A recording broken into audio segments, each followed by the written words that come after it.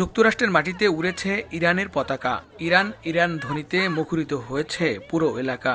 আয়োজক দেশ যুক্তরাষ্ট্রের কঠোর বিধিনিষেধ ও দুই দেশের মধ্যকার চলমান রাজনৈতিক উত্তেজনায় বিশ্বকাপ ফুটবলে ইরানের অংশগ্রহণ নিয়ে ছিল চরম অনিশ্চয়তা। শেষ পর্যন্ত যুদ্ধের ক্ষত আর কষ্টকে বুকে চেপে যুক্তরাষ্ট্রের মাঠে ফুটবলে পা ছোঁয়ালো ইরান। যদিও ম্যাচের আগের দিন দুদেশের চলমান সংঘাত নিরসনে তেহরান ওয়াশিংটনের পক্ষ থেকে একটি স্থায়ী সমঝোতার ঘোষণা ইরান শিবিরে কিছুটা স্বস্তি এনে দেয়। ইরানি সমর্থকদের মতে সংকটময় বাস্তবতার মধ্যে ফুটবল তাদের শক্তি বাড়িয়েছে। Man, it was a great game. It was a great experience. I just can't wait to see how they do against Egypt. We were winning that game 3-0. And we're top in the group, as a matter of fact, 7 points. রাজনৈতিক উত্তেজনা আর নানা অনিশ্চয়তার মধ্যেও বিশ্বকাপের মঞ্চে নিজেদের দলকে ঘিরে আশার আলো খুঁজছেন ইরানের সমর্থকরা। Go Iran! Extremely happy, excited. Iran played amazing. I'm very proud of them. Los Angeles স্টেডিয়ামে ইরানি সমর্থকদের উপস্থিতি ছিল চোখে পড়ার মতো।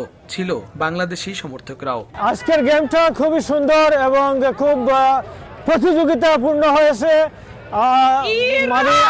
ইরান ভালো খেলতেছে, ভবিষ্যৎ ভালো করবে ইনশাআল্লাহ। খেলা শেষে উল্লাস প্রকাশ করেছে New Zealand সমর্থকরাও। We're freaking stoked with how they played tonight. Scoring 2 goals, incredible.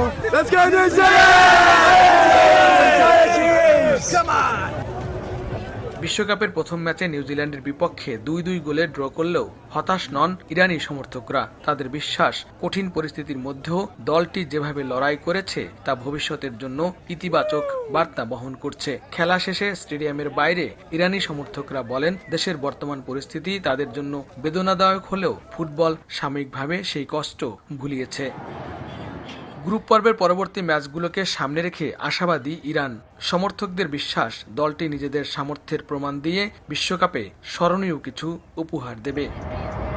Iran যুক্তরাষ্ট্র সংঘাত অবসানে ঐতিহাসিক শান্তি চুক্তির আগ মুহূর্তে যুক্তরাষ্ট্রের মাটিতে ফুটবলের লড়াইয়ে অংশ নিয়েছে ইরান।